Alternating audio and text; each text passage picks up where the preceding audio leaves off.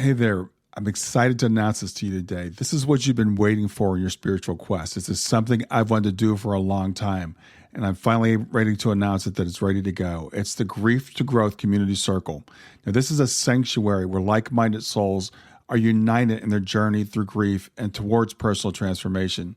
It's more than just a place. It's a beginning. It's a commitment to growth and understanding. Here you're finding not just a community, but you're entering a circle of trust and depth. You're going to engage with interactive coursework. You'll dive into exclusive podcast episodes and partake in discussions that illuminate the path from mourning to empowerment. This is a realm where every question is honored and every individual's journey is validated. To be part of this exclusive circle, visit us at grieftogrowth.com/community or look for the chat icon at the bottom of every page on the main website. Remember that entry is a privilege because I want to ensure that every member is as dedicated and genuine as you are. You must apply to join, but the journey within is worth every step. So go ahead and join us today. Check it out, grieftogrowth.com/community, and I look forward to seeing you there. Hi there. Welcome to Grief to Growth Podcast. Your host is Brian Smith, spiritual seeker, best-selling author, grief survivor, and life coach. Brian believes that the worst tragedies of life provide the greatest opportunity for growth.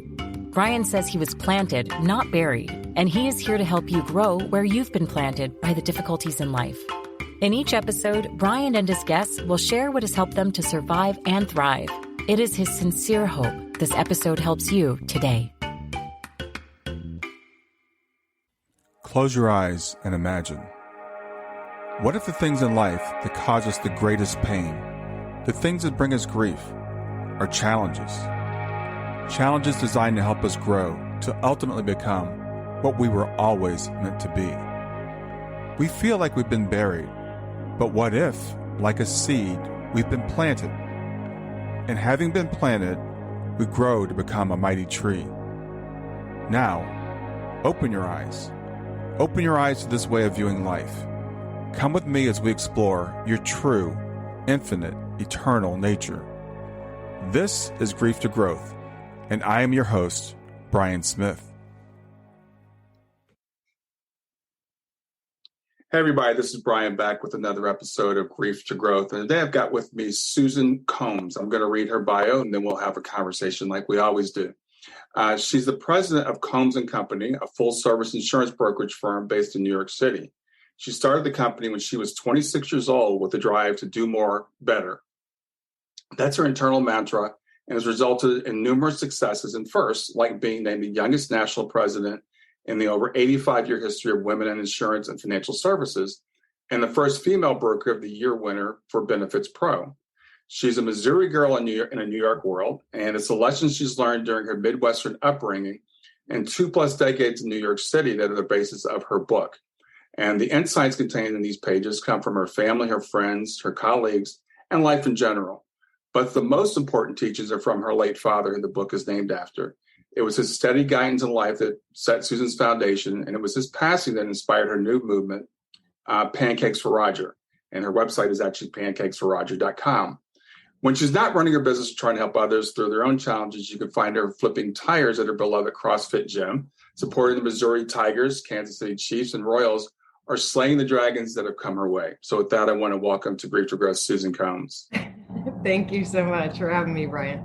Yeah, it's really great to have you here. You've got quite a bio. You've had had a lot of successes for early in your career. Yeah, I look all right on paper.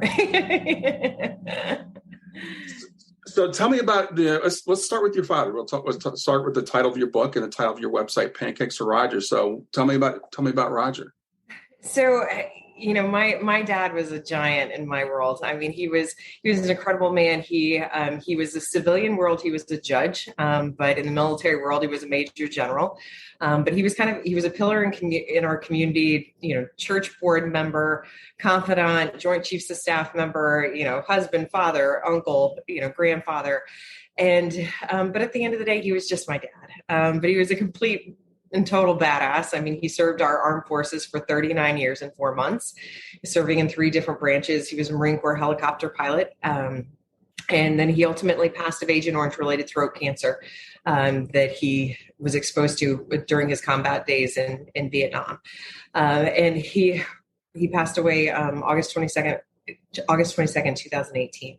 So we're coming up on the 4-year anniversary of his passing. And he was one of those guys that was just good when nobody was watching, and made me want to just emulate my life after him. I mean, he's mentored a lot of people, and I've gotten so many stories about him from people that either encountered him or encountered one of his lessons. And as a child, it's just so rewarding to get those kind of nuggets and tidbits from people that take the time to reach out to.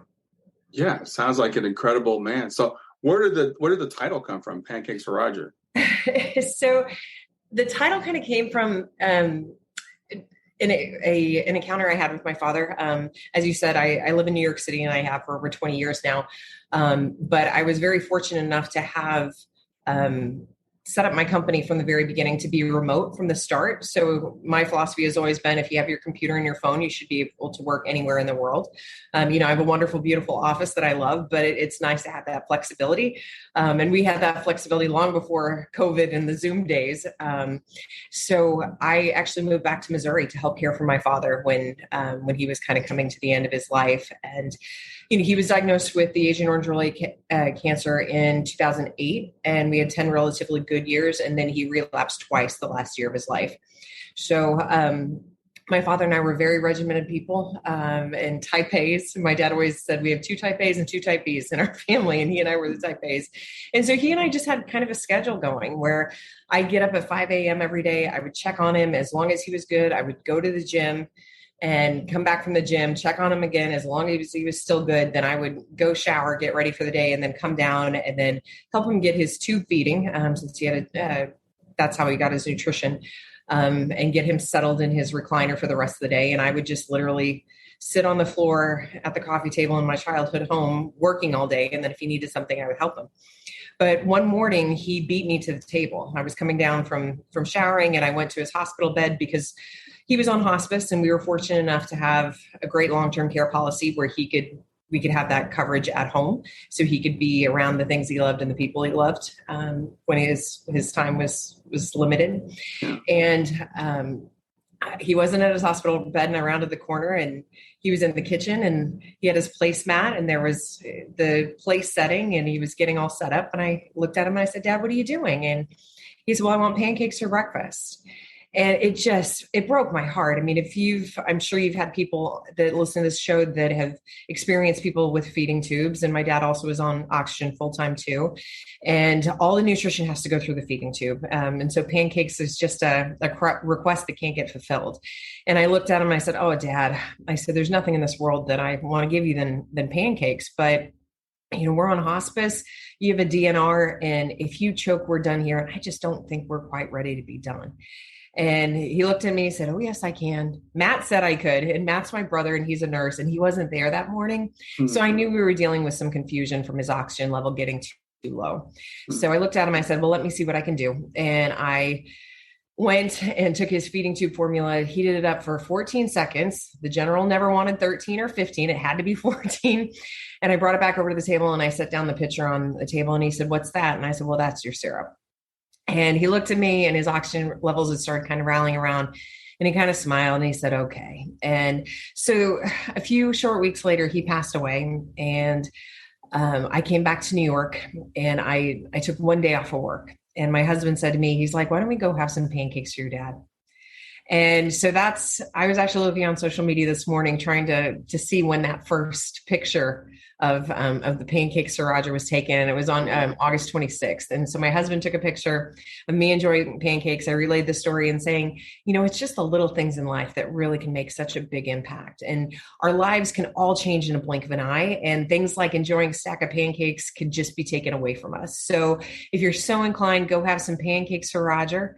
And remember to appreciate all the little things in your life. So that's kind of the premise, but then it really kind of turned into a movement where people started having pancakes all over the world, and having pancakes and saying, go have some pancakes for Roger. And then his birthday was February 22nd. So then what we started doing is on the month of February, every pancake loving picture we get, with people using the hashtag Pancakes to Roger, my company makes a donation to the Veterans Clinic at the University of Missouri Law School. So they provide free legal services for veterans and their families navigating the VA claims and appeals process. Mm-hmm. So this past year, it just really exploded. We hit all 50 states. We got 18 countries. And then the book came out on his birthday, which was 2/22/22 this year. So if you believe in numerology, that's an angel number.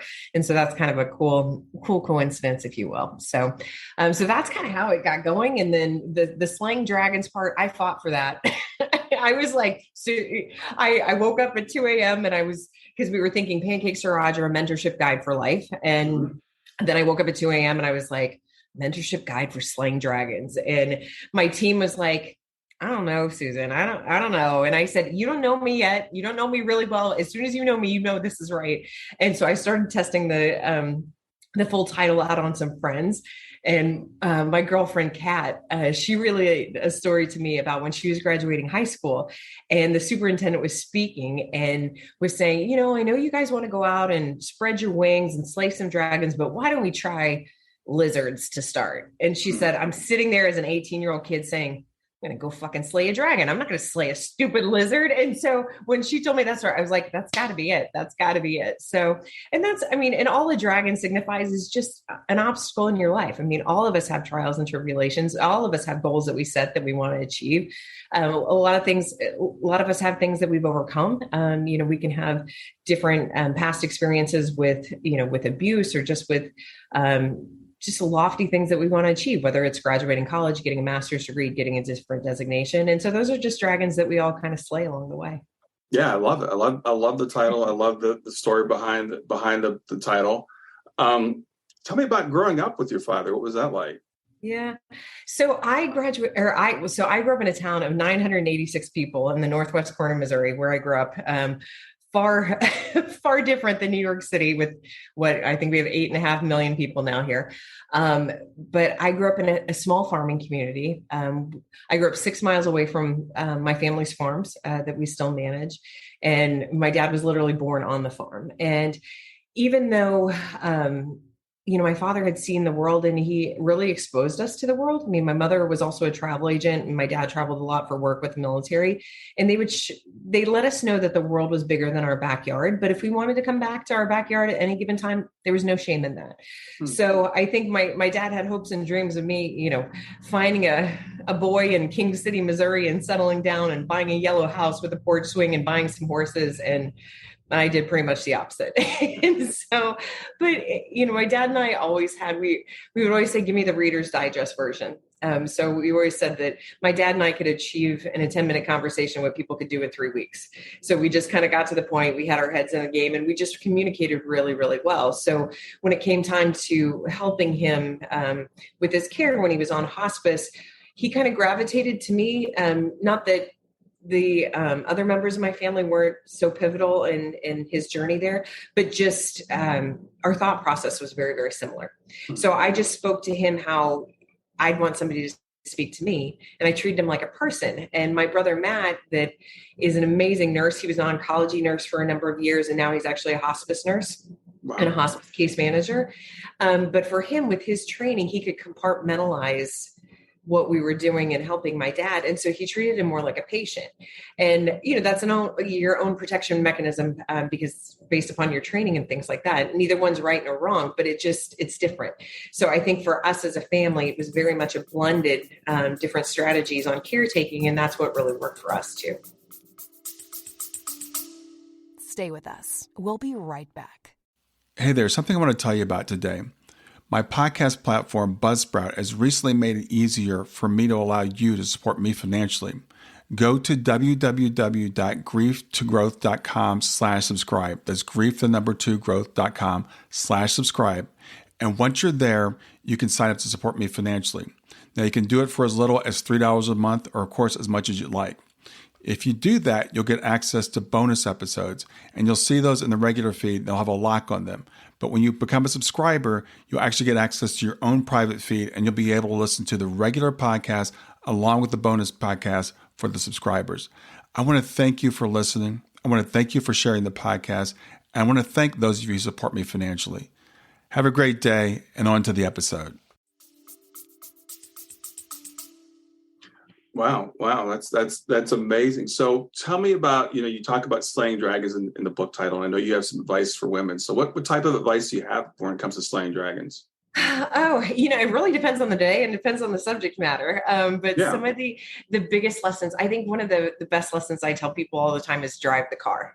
So that was a big lesson that my dad passed along to all of us. I have two older brothers, and when you're learning how to drive, I mean, I know you're from the Midwest too. And so I don't know if you grew up on a farm, but when you grew up around the farm, a lot of times we're driving at a much younger age than city kids. So, we're driving it. I mean, hell, I think my dad was driving at like 6 or 7. And, I think first time I drove, I was probably about 10. And so, it might just be for farm chores or different things like that. But then when it comes to highway driving, we wait until it's legal because, like I said, my dad was a judge in the county. So he followed the rules on that. But my dad, he used to say he had a speedometer in his pants. Like he just knew, he anticipated, he knew he could name within 2 miles an hour how fast you were going, which is a blessing and a curse. And especially when you miss curfew one night because you're hurrying home. And then we go for a drive and he says, okay, let's make sure your speedometer is really off, which thank God it was. And I didn't get in trouble. But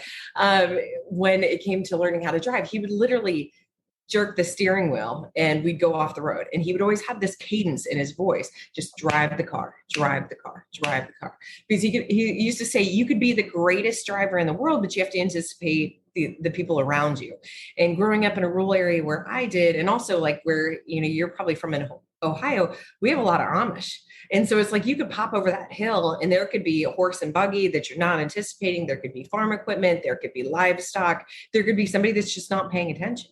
And so my dad used to say, you just have to keep your head about you and just remember to drive the car. So this lesson kind of translated to a lot of things in my life when, I was looking at doing a big project. And sometimes it feels so overwhelming that, it's too much. I can't figure it out. But if you just remember to drive the car, break it down into bite-sized nuggets that you can kind of get through and just take step 1, then go to step 2, then go to step 3. Then it just reminds you to kind of keep, put first things first and not get so overwhelmed with things. So that's probably one of the biggest lessons that I pass along to a lot of people, Mm-hmm. But there's countless others. I mean, the book is separated into 4 sections: self-love, family, and career.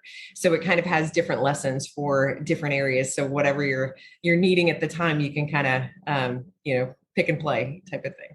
Did you say self-love, family, and career? Okay. Yeah. So let's go through each of those. So tell me, what do you say about self? Self, I mean, drive the car really kind of comes back to self and kind of looking at things. I mean, one of the things I would say on love, that's kind of my next session. I think a lot of times with love, especially with, and I guess I shouldn't just say especially with women, but I think sometimes think about all the things that we're surrounded by, like the social media, the rom-coms, like the Hallmark movies, like that we have such grandiose ideas about how a relationship can be. Mm-hmm. And I think it's not realistic. And I have a wonderful husband. I mean, I had a starter husband. He was great in his own way. But he wasn't my forever guy. Mm-hmm. But my husband that I'm with now, we've been together 18 years and he just senses who I am. And I think that a lot of times people settle in relationships because they don't really know what a good relationship is until you're in it. So I think a lot of times people just settle, not realizing that there can be more to offer. And I think a lot of times when it comes to picking somebody, I actually was in Napa speaking at a women's event last month. And I was sharing about how, my mother-in-law, one of the pieces of advice she gave me was like, every trash can has a lid. And, basically meaning there's somebody for everybody. And I think sometimes we get stuck in the minutia of there's one true soulmate. And I just don't believe that. I believe that there's multiple people that would be very compatible with each of us and that we would live like a very happy life. So, I talk about my husband and that, do I believe he's my soulmate? Is he my family? Is he my best friend? Yeah, absolutely. But I could find another one tomorrow. And that's not being like braggadocious or arrogant. It's just saying that I know my worth. And I think a lot of times, especially with women, younger women that get married early on, they don't really know themselves and they don't know what their worth is. And I share a lot that one of the best things that ever happened to my husband and I is we had our first fight about 18 months in, and we both behaved poorly. Like, he took all of his stuff and he left. I laid on the floor and I cried. And because we were out of our element, and we had never had a fight 18 months in. Mm-hmm. And then I got on a New York City bus and I was looking out the window, and it finally clicked for me. And it was, I want him, but I don't need him. And that's a much different place to be. And it's a much better place to be, because then I finally figured out what my worth was and what I brought to the table. And I think sometimes, I mean, I got married the first time at 23. That's far different than the person I married at 32. Mm-hmm. And I just really got a chance to know myself. So I even tell my little cousins, like, they're not allowed to get married until they're 26, is what I always tell them, because I'm like, you need to be able to be on your own 2 feet. And I think if you go from, say, college and your parents' payroll, so to speak, and then you go right into a relationship or a long-term relationship, you might not get that chance again to really figure out who you are. And then you hear about the cases where people have been married 20, 25, 30 years, and they get a divorce just because they didn't realize who they were, or like they loved each other when the kids were around, but now when the kids are gone, then they're like, well, I don't know if I really like you anymore. So it's just kind of understanding those things. So that's kind of a lesson I would say on love. In terms of career, one of the best lessons I think my dad told me was, it's important for you to be understood, but more important for you not to be misunderstood. And that's been something that, I mean, I work as an expert witness a lot on real high-end medical malpractice and litigation for trip and fall and workers' comp and things like that. And that has saved me so much, because it's putting things into layman's terms, getting people to understand, because a lot of times I think we can have not so much our ego, but maybe it's an insecurity where we feel like we need to be, throwing out these big, huge words so that people think we're smart. And I think a lot of times if you use simple language so that people can understand you, you don't talk in acronyms, you don't talk in jargon, then you don't have to worry about somebody saying, oh, I really didn't understand that that's what you meant. I thought you meant something else. So that's been a lesson in terms of career that has been really important to me. And then I would say, if I had to pick one of the family ones, it would probably come from my brother, Matt. My brother, Matt, he's the one in the middle. Our oldest brother, David, is from our father's first marriage. And one time when I was home for Christmas, Matt said, if we weren't born siblings, we'd never be friends. And, so I know you made that face, and don't make that face, but a lot of times people are like, ooh, that's mean. And no, but it's not. It's like recognizing the differences, because my brothers and I, man, if you met us separately, you'd be like, how the hell are they siblings? I mean, we're just so different. I mean, my brother David is like the IT guy. So any computer related thing, we go to him on. He tells jokes that are science-based, and I'm sitting there saying, I'm glad I'm pretty, because I don't know what the hell he's talking about. And then my brother Matt is the nurse. He's the medical guru. So anytime we need to have like a medical thing, he's crazy empathetic. He's really good at that. I try to be empathetic. I'm more sympathetic, but I feel like I can't truly be empathetic unless I've been in those shoes. Mm-hmm. But Matt's very, very good on that stuff. So when it came to the medical stuff for my dad, he would just really take the time. And he and I spent some time together. We were helping our brother David out just a few weeks ago, and I got to hear him on the phone with one of his hospice patients' wives, and he's wicked funny. He's wicked funny. And just the banter he was having with her, and just giving her some real reprieve from caregiving for just a few minutes. And it was just beautiful to be able to witness that. He has no idea. Like, he'll probably listen to this and be like, oh, well, that's kind of cool. And then I'm kind of, I was kind of known as the youngest oldest. So I always kind of had my stuff together, and I'm kind of the fixer of the family. I'm the one, if you want to know what dad would have thought about a situation, like, you kind of come to me on it now.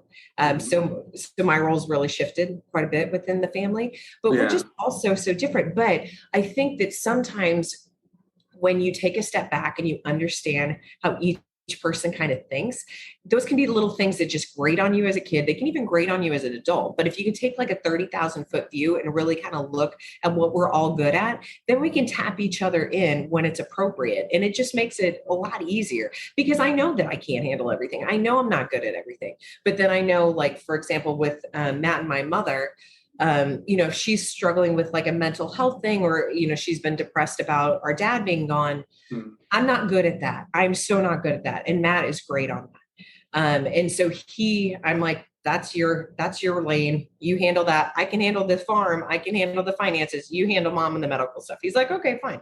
So it's a way to appreciate each other's talents and focusing on that type of stuff. So that's probably, I guess, my biggest family lesson too. Yeah, I think that's great. And I'm not sure what face you saw me making, but no, I can definitely relate to that. I think family dynamics are interesting. And as you were going through it, I think that I'm kind of a believer in birth order. I know that's kind of been discredited as far as our personalities. And I think you're kind of like the opposite of that, because I like what you said, the youngest, oldest, because you got kind of the older sibling kind of energy. Yeah. Well, and I think that comes to like you said, birth order can be, but it's like nature versus nurture, right? Right. So I think, so my brother Matt had cancer when we were kids, and he's actually the longest surviving male bone marrow transplant out at St. Jude Children's Research Hospital in Memphis. Wow. Yeah. And so I think it probably would have been maybe the normal birth order in our family, but that experience where, my parents and my brother basically moved to Memphis for 3 years, and I stayed back in Missouri. And so I was, my parents worked out a rotation eventually, and then my grandmother was caring for me quite a bit. So I think that's really what kind of shifted a lot of the things in our family. And then I've just always been a driven kid. My parents used to always say that I put so much more pressure on me than they ever did. My dad used to always laugh and tell a story that even when I was 6 years old, I was wearing glasses at 6 years old. So my dad, I would have an eye appointment, and I would ask my dad, okay, what time is my appointment? And he would say, it's 9:30. So at 6 years old, I would set my own alarm. I would get myself up. I would get ready myself. I'd get myself breakfast. And then I would be sitting by the door 15 minutes before I knew we had to leave. Because it was just like, that was the kid I was. Yeah. So I was, they kind of called me an easy keeper. Which I do talk about in the book, that if you have any of those kids, if there's parents that have those easy keeper kids, you got to check on those kids. Because I think a lot of times they just think, oh, I don't have to worry about that one. That one's good. But then that one can be the one that internalizes a lot of things and might have some issues later on in life that you didn't expect. Yeah. So that's interesting. That brings me to, because one of the lessons in your publicist, or you sent me some lessons. One of the lessons you learned was nobody gets anywhere alone. Yeah. And you're obviously a very driven person that's done a lot of incredible things. So how does nobody gets anywhere alone? How does that play in your life? I've had tremendous mentors.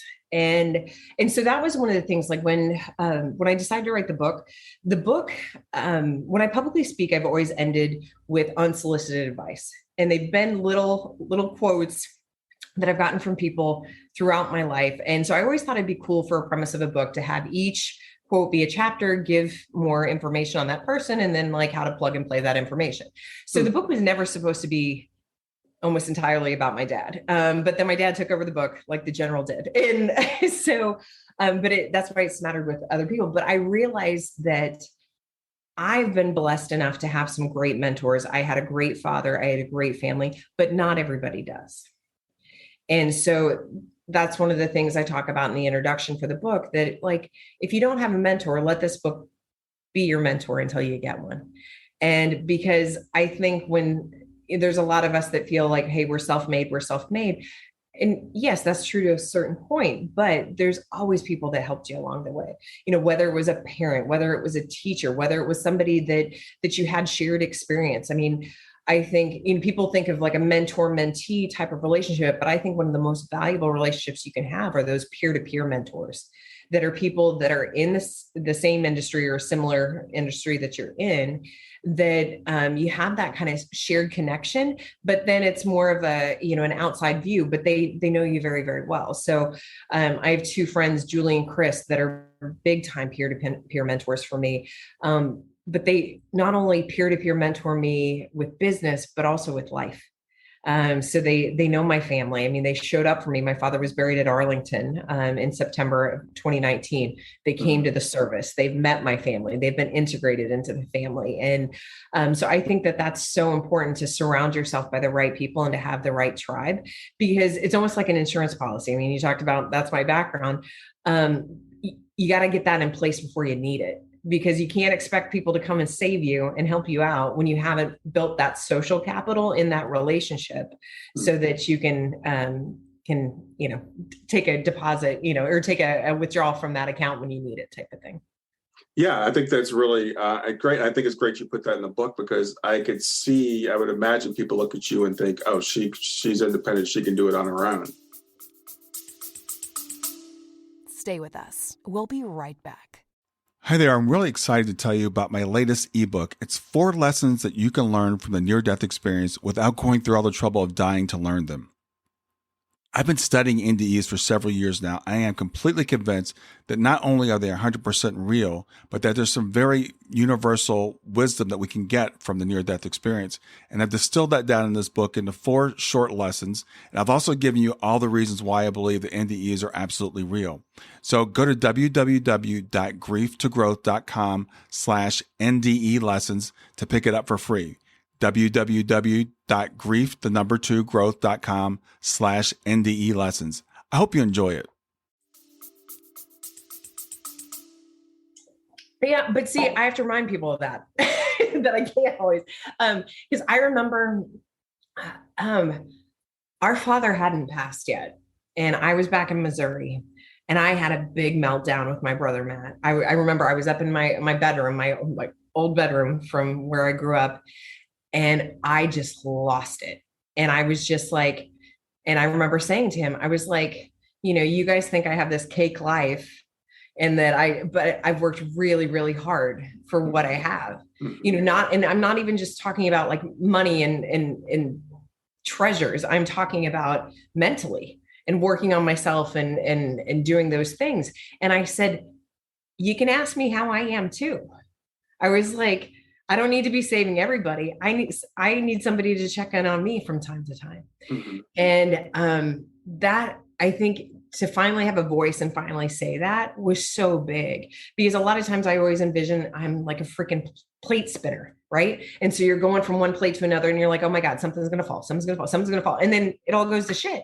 And then if you need to, like, then you have to stop, you got to drive the car and just start over. Right. So, but being able to speak up for yourself and advocate for yourself, I think, is really, really important. And it's shifted our relationship some. I mean, I've really seen it shift my brother Matt and I the past, I would say, year or two, because he calls me just to be like, and my first reaction, I mean, he called me last Sunday, and the first thing I said was, is everything okay? Right. I mean, because isn't that stupid? We're so used to freaking texting and emailing that if somebody actually calls you, you're like, oh my God, what's wrong? What's wrong with the girls? What's wrong with your wife? What's going on? And he was like, I was just calling to check on you, making sure you're okay. And I was like, oh, yay, thanks. But I think it's, you also, I think, have to say what you need and say what you want. I mean, like my husband said a long time ago, he was like, no man's ever going to volunteer for manual labor. But if you ask them to do stuff, around the house or do whatever, they'll do it. But he was like, they can't read your mind. So I've always tried to remember that, because I think so many times people get so pissed off and so frustrated. And then when you back up and say, did you tell them you felt that way? Did you ask for help? They're like, well, no, they should just know. And it's like, well, it doesn't work that way. People aren't mind readers. So it's just kind of like, I don't know. I feel like some of the parts of this book are just life 101 that I've learned, that I just forget that not everybody gets these lessons. So I think somebody told me a long time ago, if you get good advice, it's your responsibility to share it with somebody else. So that's what I tried to do with this book. Well, I wish you could say that louder. My wife is upstairs right now. We've been together for 35 years. And she still thinks I can read her mind. And I'm like, this is what I would do. This is how I would do it. If this, I'm like, well, that's good. You still have to communicate what you need. So yeah, I think that's very valuable. That's a lesson for all of us. And also the lesson that sometimes people look at people that are high achievers like yourself, and people who seem to be self-made, which you've acknowledged that none of us are. but they say, well, she can do it. She's not going to be the one to break down. And we all need help sometimes. So I think it's really good that you put that in the book to remind people of that. And it's great that, you're saying your relationship with Matt has changed after your father's passing. That happens a lot, especially when, you and your father are so close. And then unfortunately, a lot of times it goes the other way. So it's great that you guys are able to draw closer from that. Well, and even, and like I shared before that, my brother had cancer when we were kids. And so I was 10 when he was diagnosed and he was 13. Mm-hmm. So there's a lot of like dad skills 101 that I think a lot of men or boys learn from their fathers from 13 to 16. And my brother had a 16% chance of survival. Mm-hmm. And so we were focused on his health, and it wasn't like life skills. So when it came to like doing projects, like at the house or doing things, I was my dad's helper. Because my dad always said I always had my head in the game, because he would go to ask me for a hammer and I was standing there with one because I anticipated that that's what he needed. Mm-hmm. And I've never said this to Matt, so I hope he doesn't listen. But I remember when, after my dad had relapsed once, but he was okay still. And my brother needed a light fixture changed out. And my dad says, well, I'm just going to go and do it. And I said, Dad, use this as a teachable moment. Because, I said, and he was just like, well, he's like, sometimes it's just quicker and easier. I was like, I know. I was like, if you do it yourself, it's done right. But I was just like, who cares if it takes twice as long? Spend the time and just talk him through it. Because I said, Dad, you got to remember, he wasn't around to learn some of these things that I learned because of just the circumstances. Yeah. So sometimes I think I'm so guilty of that though. I mean, I'm guilty of that with work. I'm guilty of that. Well, if I do it, I know it's going to be done right. And so, but since I'm like that, I can also see it in other people. So it was good that I was able to suggest that to my dad, and then they did that project together. So it's nice that you can still always kind of be learning, even if you're in your later years too. So. Yeah, exactly. And we all have different skills and learn different things. I'm so grateful for YouTube now, because my father was not the kind of person that taught me any of that kind of stuff. He never even had a decent toolbox, and I grew up, and my father, he would hire everything out. But now I get on YouTube and I look it up. So yeah, we don't all get those lessons, No, yeah. I know my husband's from Philly, and he's a city boy. And so, and that's one of the things I talk about in the book too, is I was raised in a family, why hire somebody to do something when you can do it yourself? And my husband was raised in a family, why do it yourself if you can hire somebody to do something for right. you? And so neither one's right nor wrong, but it's just, you have to appreciate those differences and understand it. So, and you have to be willing to fall on your sword from time to time. And, and my husband knows, like, he's not allowed to touch my power tools. And, if it's something that needs to be done, even at his parents' house, like, I'm the one that's supposed to supervise because it'll get screwed up. Yeah. Yeah, that's really, it's interesting. And you said we're all there. The nature versus nurture thing, I think is fascinating. That's, we have two children. One of our daughter passed away, but I think everybody should have, if you're going to have children, you need to have more than one, because otherwise you think like you created them. And then when you have more than one, you see how different they are. Like you talked about when you said, again, you wouldn't be maybe friends with your siblings if you weren't siblings. My siblings and I are very different. Raised by the same people and, in the same house and everything, but we're different because we're born different. Yeah, absolutely. Absolutely. So I want to talk about some more of your sayings. You've got some great ones. I don't know if it's because you're from Missouri or what, but so don't let your alligator mouth overload your tadpole behind is a good one. Yeah, that's for my mother. That sounds like Kentucky. Huh? That sounds like Kentucky to me. Yeah. My wife's from Kentucky. Yeah. So my mother is from outside Chicago. She was born in Champaign, Illinois. Her father was a paratrooper in World War II. And then he was an educator and he was superintendent of schools. And then eventually became the Navy's education specialist in Washington, D.C. So my mother graduated high school in Washington, D.C. Wow. And so all that means is don't get too big for your britches. Because sometimes, we can shoot our mouths off, right? We can just not think about the consequences. We can not think about how it's going to impact others. And we just shoot our mouths off. So that, man, I heard that probably on a weekly basis growing up. So that was definitely got to credit that to my mother. Yeah. What about no step for a stepper? So I don't know if you can see it. I have that tattooed on my wrist here. That was something my father told me constantly. So what that means, it's a Marine saying. So a lot of times people are like, I don't get it. But it's just basically like, think of it, it's no step for a stepper. So my dad used to say it, and it was like when I would be discouraged. So I'd have to read a book for school, or I'd have to, study for this test. And I'm just like, oh, Dad, I just don't think I have it. And he's like, Suze, you got this. It's no step for a stepper. And so, it was just a way to just kind of encourage myself to move on. And so I got that tattoo a year after he passed. And because I just needed a little reminder for myself that no matter how things kind of change along the way and how things just seem too big, that I have it within me to achieve it. So that's what that means. And that's one of my favorite ones. Yeah. It sounds like it's similar to drive the car. You said it's like breaking things down into manageable steps, which is, I think, really, really important, because otherwise we get overwhelmed sometimes by absolutely the largest of things in front of us.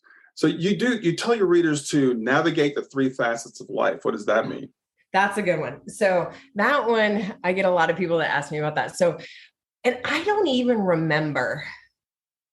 I think, okay, so I graduated college in 2001, and that was a stellar job market to pre 9/11. It was a stellar job market to graduate in. I had 8 job offers. And so my dad brought me to New York. We rented a car and we went to all the different locations that I had job offers at, in Connecticut and Massachusetts and in New York. And during that trip, we were just talking about life in general. And so he used to tell me, he's like, there's 3 facets of your life. There's the person that you're with, there's the thing that you do, and there's, the place that you live. And he's like, if you are happy with 3 out of 3, you're living a golden life. But if you're happy with 2 out of the 3, still not so bad. But if you're happy with 1 or none, only you are the one that can get off your ass and do something about it. So, I've been very fortunate. My husband's wonderful. And so, the person I'm with, I think relationships, the person you choose to be with, I think can make you better or worse. And I think that they can really enhance who you are as a person, and they can be your biggest cheerleader, or they can just be the biggest person that tears you down. So, I hit it out of the park with that one. The thing that I do for a living, I own an insurance brokerage. I do expert witnessing. I do public speaking, and I'm an author. And so there's a lot of moving parts there, but that's what I like about it, because it's just like, it's interesting. If I get bored with one thing, then the other thing's going on. And so it's kind of cool. So that's a good thing for me. And then I've lived in New York for over 20 years. Do I think New York is forever? I mean, my husband would leave tomorrow, but I'm not ready yet. But it's just like, but New York is just a place that I've thrived. I think New York can be an excellent place for women, especially if you're a woman in business, because there's, there's not, hey, honey, what are you trying to sell me? Or people that are so nice to you, they want you to keep coming back because they don't want to hurt your feelings, even though they're never going to buy what you're selling. So New York is very good for that. So those are like kind of the 3 things that I always try to remember to line up. So if something doesn't feel right, or if I'm like kind of irritable and discontent, I try to think through like, okay, like if I checked all these boxes, is something going on here that I need to kind of calibrate and adjust to, and see if I can, make things a little happier. But so those have been the 3 kind of like facets of life, or 3 pillars of life that I always kind of reference. Interesting. Yeah, it's interesting. So I'm really curious about this. You said, see the signs. That's one of your lessons in the book. So what do you mean by that? I'm a big believer in signs. I mean, I know it's kind of woo-woo and not everybody will. But when my dad passed, I was shattered. I mean, I'm still shattered. But I had friends that kind of taught me that people that have passed, they're just without our reach, and that you can still have some sort of relationship there if you're open to it. So there's this book called Signs, The Secret Life of the Universe, or Secret Language of the Universe by Laura Lynn Jackson. And somebody gifted me that book on the 1-year anniversary of my father passing. And Laura Lynn is, she's a medium, and that's out in Long Island. She works with a lot of families that have lost children and things like that, and helping them understand. And so I was somebody that always read a lot. But then after my father passed, I don't know if you experienced this when you lost your daughter, but I just couldn't focus. I couldn't focus on reading a book. I would try, and I would read a paragraph, and I'd read it 10 times. And then I was like, screw it. I'm done. I can't do this right now. It's really common. Yeah. And so that was the first book that I was able to read after my father passed. And it taught me how to like ask for signs from him. And then I would get them. And it's just like getting, a big hug, to be honest. And so, I have signs that I've established with my dad. Sunflowers are a huge one. And I get those a lot. Helicopters are another one. But then I have some real kind of quirky different ones. But and I share that with a lot of people that lose somebody, because I just think that there's comfort in it if people are open. So, prime example, somebody that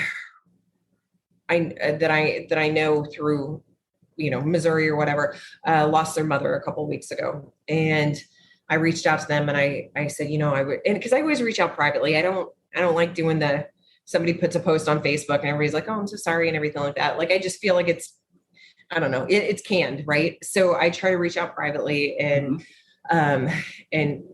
say, look for the signs, and I make suggestions. And I don't know if it's like, I don't think I have that ability or anything like that to speak for other people, but I was taught certain things are good first signs because they have a high kinetic energy, like hummingbirds and dragonflies and cardinals are big, high, first sign. Issues with technology. So like if you're on your cell phone and there's like a click, click, click, click, just pay attention. And so this week I talked to my dad a lot when I walked to the gym in my head, and I was talking to my dad, and I was just kind of reviewing some of the signs. And I said to Dad, I was just like, well, I said, it's been a rough week. I need a sign. I need a big sign. Give me a big sign, Dad. Come on. I know you can do it. And so I left the gym and I was walking home, and in Queens, we don't really have dragonflies much around here, but I got a dragonfly on the 1-year anniversary of my father's passing. Wow. And so this dragonfly found me on Tuesday, and I was walking, and the dragonfly walked halfway home with me, and I was like, hey Dad, what's up? And so it's just, I don't know. I mean, some people probably listen to this and be like, oh, she's off your freaking rocker or whatever, but it's just, I feel like, my husband doesn't believe in it, but he still points out the things to me. So like if he's a nationally ranked Spartan racer, and if he's gone for a race and he sees a field of sunflowers, he'll take a picture and send it to me. So I just think those are kind of cool things, and being open to those things. I was in the Austin airport. It was my first work trip after my dad passed, and my father passed away in August, and this was in early October. And I was tender. And I walked out of the bathroom, and there was this picture, and I've never really had art speak to me. I'm not, I just never, I don't know. I move too fast to appreciate things. But it just stopped me. And there was something that just pulled me into this. And I'm like looking at this, and I'm like, and I tear up, and I just have such a visceral reaction to it, like just an emotional response. And I took a picture of it, and I was like, I gotta have this. And so I ended up reaching out to the artist. Her name's Leslie Kell, and she was a local artist in Austin. And I said, and she said the name of the piece of work was called One More Day. Oh, wow. And then the back of it, there's a silhouette of a man walking through the door. And it was almost exactly like the silhouette of my dad before he got sick. Wow. And she even told me, she said, I lost my father a few months before I did this piece. And it was a photography collage type of thing. And so it had pictures from a crypt that she had seen when she was in Spain, and just some flower. And it just took my breath away. And so So I said, you know what, that's my Christmas present to myself this year. Yeah. So I bought that, and I actually have it above my, my home office. And so when I was writing the book, it was like, I could, my dad was included in that process. So I think what makes you feel comfortable, what makes you feel, some extra love. I think if you're open to those things, I mean, I get friends all the time now that are like, oh my God, I just got some poppies from Joe that passed away, or, oh, I just saw another Cardinal, Susan. I mean, so that just makes me happy, because I think it's very comforting. And I think if you're open to those things, then you can really get those signs too. Yeah, absolutely. And I don't think this show is woo-woo. So yeah. woo-woo is not a bad word here. Signs are, I think, really important. And so I was curious as to what your thoughts were on that. So I'm curious, did you and your father ever have talks about signs or afterlife or anything when he was here? No, I mean, my parents were both very religious. So, I was brought up in a church and everything like that. I tend to not be, I'm more spiritual. Than anything. And I tend not to be very into like so much organized religion. And I think a lot of that's also by being in New York and being like, I feel like, there's God, there's a being greater than me, and there's just different ways to get to a being greater than yourself. And so, but I went to a seminar. This is kind of cool. Like, so I went to a seminar that Laura Lynn did, and you were supposed to bring an item that was the person that had passed, and you randomly got paired with somebody. And so, I went with a girlfriend on her birthday, and so we just randomly got matched with these people. And so I had my father's wings, his flight wings, with me, and then this girl I got matched with had this ring that she gave me. And so I had established a new sign with my dad called Purple Tiger. And because my father, his squadron was the Purple Foxes, and we went to the University of Missouri, which are the Tigers. So that's how I came up with Purple Tiger, because she kept saying, you need to make things a little bit harder. Like, because like a sunflower can just be like a sunflower, because they can be a frequent thing. But she's like, you need to have some harder things so that, kind of when you need an extra oomph, like you can really get those. So I got matched with this chick, and one of the number I established for my dad is 45, because he was born in 1945. That was just a number I picked. And so this girl gives me this ring, and I'm like trying to read the energy off of it. And I'm like looking at the ring, and it's a purple stone in the center. And so when I'm giving it back to her, I said, I feel like the person who this belonged to was some sort of artist. I said, or created something beautiful. I said, I don't know if they were a florist or a traditional artist, but I said, I feel like they created things. And then I started looking at the ring, and they were like, there were 4 stones, and then there was a center stone, but one of the stones was missing. So it was like, it was a 4, but it was supposed to be a 5, but then it was a 4. And then the center stone was purple. And, but it was a different purple stone. And so I said, I'm handing it back to her, and I said, and it ended up being her grandmother's, and the grandmother was a jeweler, and she had made that ring. And I said to her, I said, what's that stone? I said, it's an amethyst. She's like, it's a purple tiger's eye. Oh, wow. Yeah. And so I was like, yay, I got it. Yeah. So it's just, but I think, being open to those things, or just like when I went back to Arlington, after my dad's headstone had been set. So that was he was buried September 27, 2019. And then I went back to see his headstone in December. And so I got a ton of signs that day. I mean, I got like helicopters flying over. Something told me to turn around. I turned around, and there was this whole wreath of sunflowers. And then below his headstone, because my family were cremated, so it's in the columbarium. And so I looked down, and there was a wreath, and it was tiger lilies and purple flowers. Wow. So Purple Tiger. So it's just like, so that's why I tell people, I'm like, you have to be open, because you have to be able to connect those dots. So some people that wouldn't have been open might have just felt like, oh, it's a freaking wreath, but you got to like look into it a little bit further. So I think it's kind of cool when you get those little, one of my friends call it God winks. Yeah, that's what I call them too. And I think I'm glad we had this conversation, because, as you said, you have to be open to it. You have to be looking for the things, because there's things going on around us all the time, and we can dismiss them as coincidences or see them as nothing.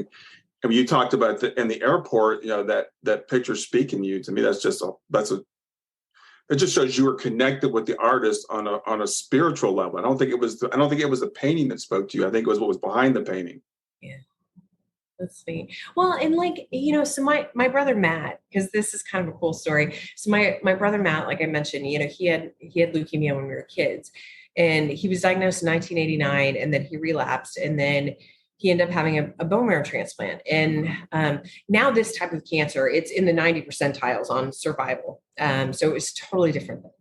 And so we could not find a match in the United States. I mean, I should have been the best match for him because we're full siblings, but I didn't match. Nobody matched. People did bone marrow drives all over. And this was before social media, before the internet, right? I mean, it was just like, there was a lot of things that you had to like do smoke signals and letters to get stuff done. And so my brother, his bone marrow transplant ended up being on June 19th in 1991. And his bone marrow came from Toulouse, France. And so when my brother hit his 5-year remission mark, I mean, for liability purposes, they're never going to say that you're cured, but that's a real big deal with cancer. 5 years, yeah. And so my dad paid for us all to stay at the Peabody Hotel in Memphis, and we went and everything. And then there was a big write-up in our local paper. And this priest wrote my family after he read the article. And he said, I was just fascinated by the story, because he said the only relics of St. Jude outside the Holy Land are in Toulouse, France. And he said in the Eastern Orthodox religion, the Feast of St. Jude is on June 19th. Oh, wow. And so then fast forward 26 years later, my brother's first daughter, Josephine, was born on June 19th. So her middle name is Toulouse. So, I mean, it's just so cool. I think that I kind of feel sad for people that aren't open to things, because I think it just can be so beautiful, and you can get so many like kind of, like hugs and love from the universe if you allow yourself to be open to those things. Yeah, I completely agree. And, it's funny that you mentioned hummingbirds and cardinals. We live in Ohio, and my wife sees cardinals as a sign. Every time she sees a cardinal, she says she thinks of her father or her daughter. We have hummingbirds. We put out hummingbird feeders, but it's really weird. This year, we've hardly seen any at all. But the last couple of weeks, we've seen a ton of them. So I think you're absolutely right. And I'm a very rational person, and I know you were raised by a military father. You're very organized and rational. But we live in a universe I believe is magical if your eyes are open to it. Most of us walk around with our eyes closed. Mm-hmm. Yeah, I agree. And that's the thing. I mean, it's very comforting. It's very comforting. And so, I have one of my dear friends, she lost her brother it's been about 1.5 years ago. And so I told her about cardinals. I said, watch for cardinals. And so she has a cardinal that she's named AJ after her brother. And it's got like a funny hair, feather thing that like her brother had spiked up hair. And so she's like, that's AJ. That's AJ. She's like, I know it is. So I think that those are kind of cool things when people are open to it. And I think you just kind of remind yourself. And then I think it evolves too. So it's just like, so I'll, if I'm kind of open to something and I look at things, I'll might develop some different signs from my dad and kind of have different conversations that way too. Well, you mentioned a couple of signs. You said helicopters, I know sunflowers, but you said you have some quirky signs too. Like the purple tiger. Yeah, the purple tiger is, kind of a quirky one. And in the number 45 is one that I've established with him. Dairy farms too. Okay. So just because my grandparents were dairy farmers. So like even like, I don't know if you can see it, but the cover of the book actually has a glass of milk, and that's kind of a hat tip to my grandparents. Oh yeah. They were dairy farmers. And so when I was actually in that seminar, she was trying to play a video. So the dairy farm thing was, I had established it that morning with my dad. I was like, I don't know how we're going to do this one because we're in New York City, but I was like, I think like if dairy farm or Holstein cows or something. So like when I was walking to the seminar, I was like thinking about this in my head. And so Laura was trying to play a video for all of us that had like what is it? Is it the Tibetan singing bowl or whatever, And so she was trying to play it and she was playing it. And then a freaking video cut in and it was Holstein cows mooing. And I was like, I got it. Wow. Wow. So it's kind of like, so those are kind of funny things that just kind of happen along the way too. So. Yeah, it's cool. It's cool when you keep when your eyes are open to it. And it sounds like you're a very intuitive person too. So it's a two-way communication. So, and I'm an engineer, so I'm like, okay, do they put the thoughts in our head? Do they make the things happen? Do they know what's going to happen and they put the thought in our head? And my wife is very much like, she'll see a cardinal, it's like, that's a sign. I'm like, well, we live in Ohio, it's the state bird. So I don't see every cardinal as a sign. So one day I walk every morning and I'm walking and this cardinal flies right across in front of me, just like right from my face across the street. And I'm like, maybe that was a sign, but it's just a cardinal, right?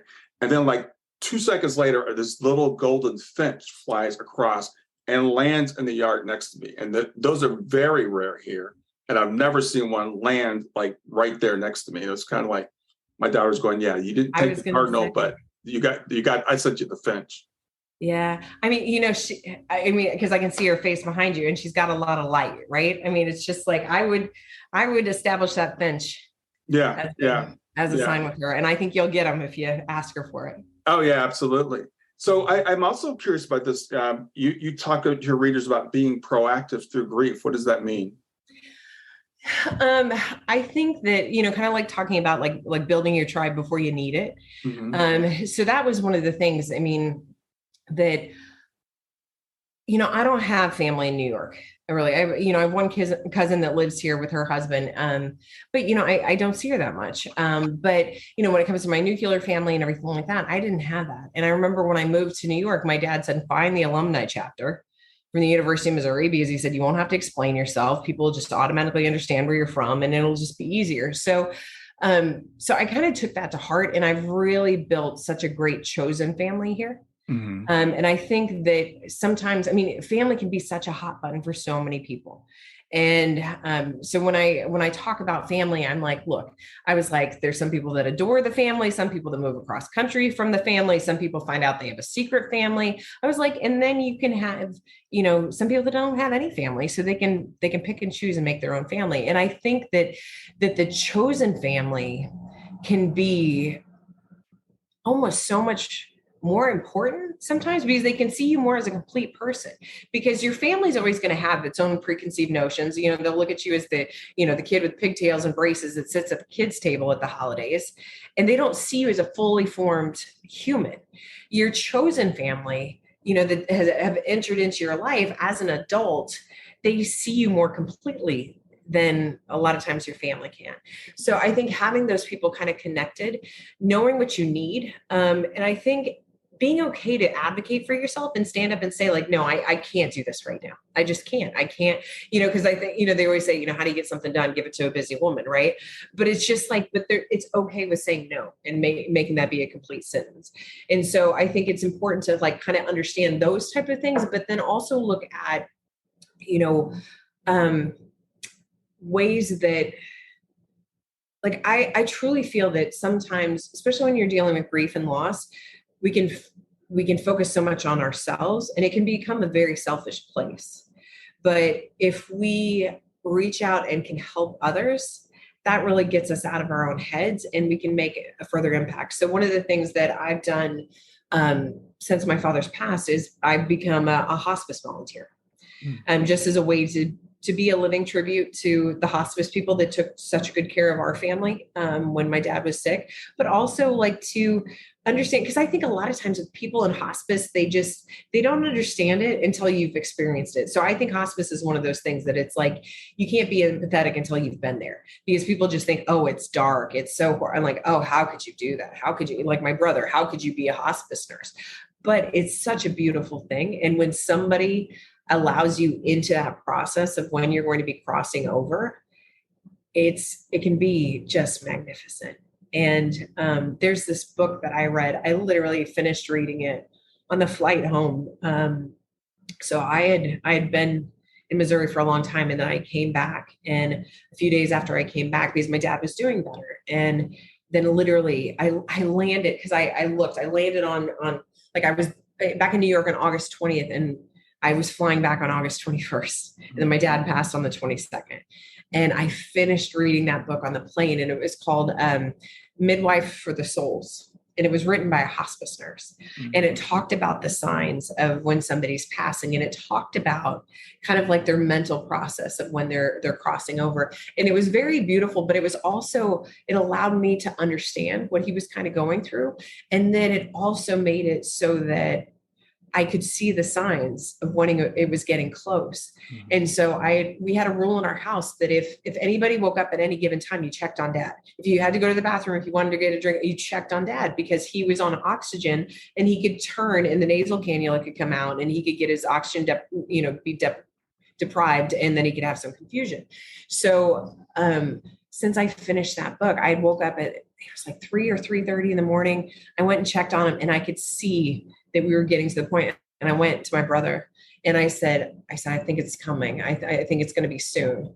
And my brother said, he was like, I just checked on him about a half hour ago. He said, I think you're right. And I said, well, do you want me to get mom up? And he said, yeah, he said, let me come down and check on him. And he's like, and then probably. So my brother came down and checked on it. He said, it's going to be soon. And this was before my brother was a hospice nurse. But he was an oncology nurse. So he did see, his fair share of death. But so I woke up my mom, and we were able to sit around his hospital bed, and we talked about like our favorite family vacations, because hearing's the last thing that goes. And we just talked about like such good memories. And we were all with him. And, I had my hand on the inside of his elbow, and I just felt a pulse stop.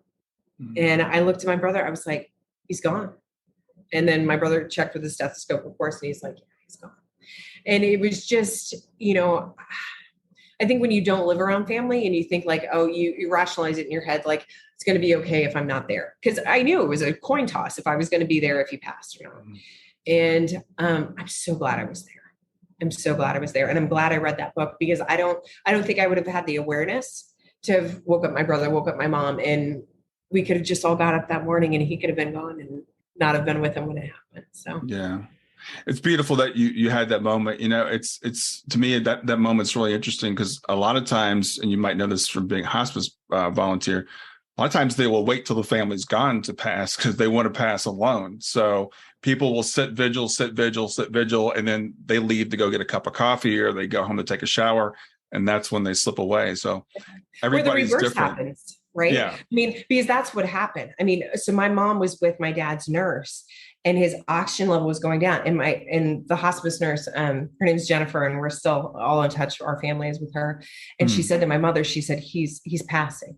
And his oxygen was going down, even though it was on full force. Yeah. And my mom said, oh, but Matt's on his way. And it went down to 0, and then it came back up. Yeah. Yeah. And then since like I mentioned, hearing's the last thing that goes, my brother and my mother kept talking around him and saying, Susan's coming home. Susan's flying back. She'll be home tonight. And so I think he waited. Yeah. I think he waited for us. Yeah. And then for my dad, I mean, my dad was only 72 when he passed, and 73. And for his 70th birthday, I had put together a book for him. So I reached out to all his different circles, and I said, can I get a memory, a thought, or a letter or a story about him? And, you could share pictures and things like that. So I put together a whole photo book with like all these letters and stories and stuff like that. And I gave it to him on his 70th birthday. And I remember him saying to me, like the day after I gave it to him, he and I had some time in the morning. He said, I don't think I responded properly. And I said, what do you mean? And he said, you basically handed me a book and saying like, this is your life. And I mean, because it had people that, like, my dad went to a 1-room schoolhouse, had people that had been a helicopter pilot with him. It had people that he had mentored, like just all different facets of his life. And so I took that book and I read to him the entire last day. Oh, wow. And so I read to him like all these different stories and things. And then we laughed as a family because we had forgotten about some of the funny stories and things like that. So it was, I think, I would like to go out that way, to have somebody just reading and kind of reflecting about, some funny things and just some beautiful stories and just showing me the impact that I've made on others. Yeah, that's awesome. That's awesome. I'm glad you had that experience.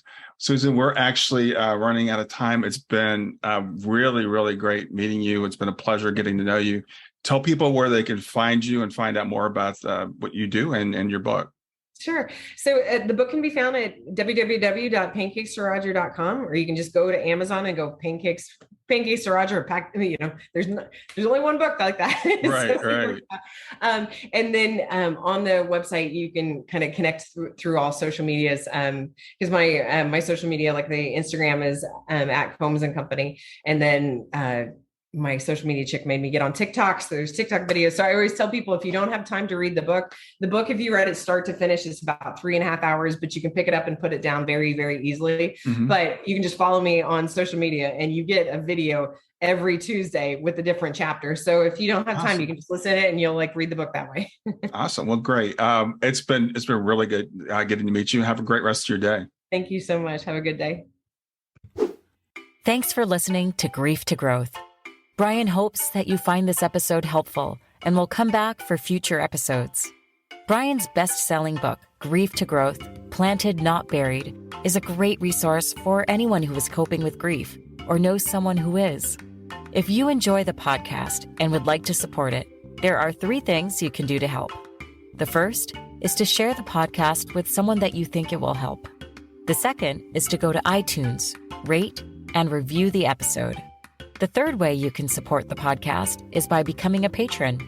Head over to www.patreon.com/grief2growth. That's patreon.com/grief, the number 2, growth, and sign up to make a small monthly donation. Patrons get access to exclusive bonus content and knowledge that you are helping to spread the message of grief to growth. For more about Brian and Grief to Growth, visit www.grief2growth.com. Hi there. I hope you enjoyed this latest episode of the podcast, and I'd love to hear your thoughts. What questions came up for you? What did you like about it? What didn't you like about it? I invite you to visit us at grief2growth.circle.so. That's grief2growth.circle.so to continue the conversation with me and with other listeners. It's a space to sound off, to share reactions, and to go deeper into the topics from the show. I look forward to chatting more, and I hope to see you there.